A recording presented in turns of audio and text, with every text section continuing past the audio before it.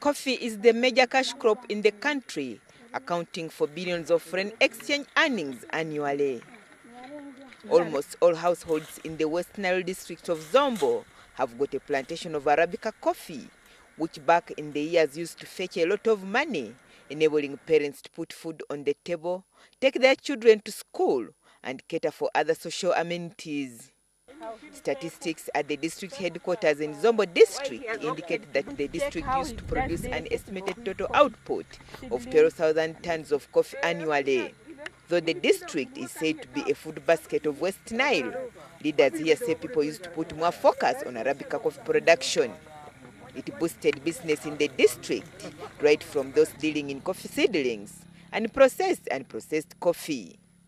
79-year-old Gadencio Odara started growing Arabica coffee in the 1950s. He owned more than 10 acres of coffee, but has since given away some to his children. Yeah. Odara has been at this job for 50 years and he still attends to his plantation from 8 a.m. to 5 p.m.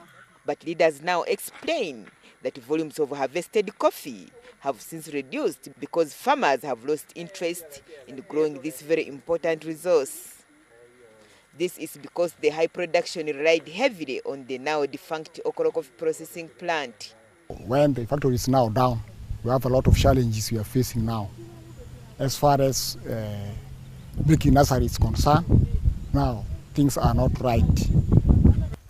To take our coffee to purchase in Kampala, it cuts the profit. We want government to make Ayuda factory to work so that we can get better profit.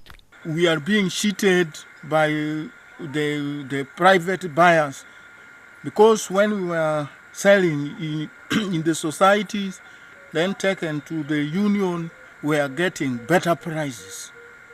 And we should reactivate this factory so that we don't just buy the coffee and transport to Kampala, we process it here the way it used to be in the 60s, in the 70s, in the 80s. This multi-million shilling factory, established back in 1970, is now a ghost of its glorious past.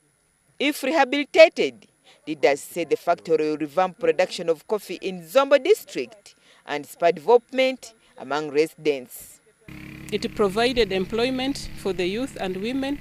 It provided unity because this is a cooperative union.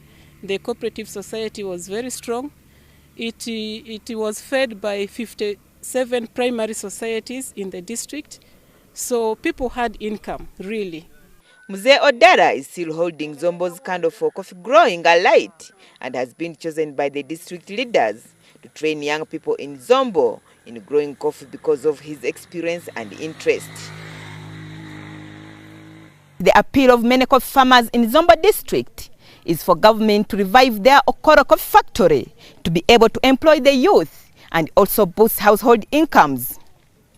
Agnes Nandutu, NTV, Zombo district.